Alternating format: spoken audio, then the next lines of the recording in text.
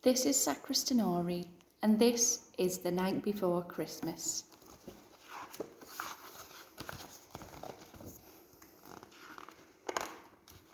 "'Twas the night before Christmas, when all through the house not a creature was stirring, not even a mouse. The stockings were hung by the chimney with care, in hopes that St. Nicholas would soon be there. Us children were nestled all snug in our beds, while visions of sugar plums danced in our heads. And Mama in her kerchief and Dada in his cap had just settled down for a long winter's nap. When out on the lawn there arose such a clatter, I sprang from the bed to see what was the matter. Away to the window I flew like a flash, tore open the shutters and threw up the sash. The moon on the breast of the new fallen snow gave the lustre of midday to objects below, when what to my wonderful eyes should appear but a miniature sleigh and 8 tiny reindeer.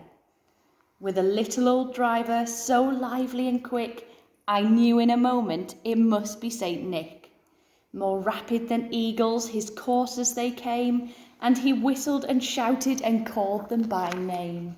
Now Dasher, now Dancer, now Prancer and Vixen, on Comet, on Cupid, on Donner and Blitzen, to the top of the porch, to the top of the wall. Now dash away, dash away, dash away all. As dry leaves that before the wild hurricane fly, when they meet with an obstacle mount to the sky. So up to the housetop the course they flew, with the sleigh full of toys and St. Nicholas too. And then in a twinkling I heard on the roof the prancing and pawing of each little hoof.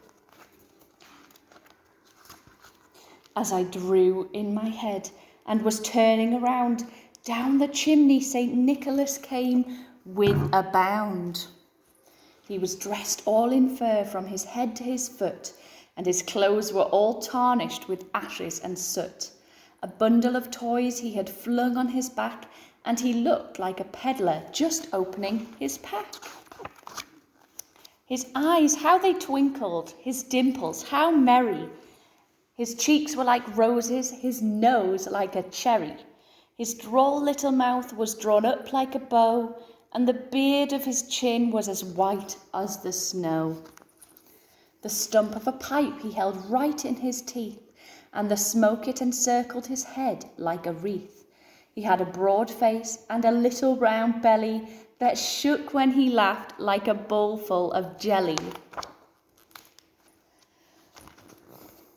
He was chubby and plump, a right jolly old elf, and I laughed when I saw him in spite of myself. A wink of the eye and a twist of his head soon gave me to know I had nothing to dread. He spoke not a word, but went straight to his work, and filled all the stockings, then turned with a jerk, and laying his finger aside of his nose, and giving a nod up the chimney, he rose. He sprang to his sleigh, to his team gave a whistle, and away they all flew like the down of a thistle. But I heard him exclaim, ere he drove out of sight, "Happy Christmas to all, and to all a good night."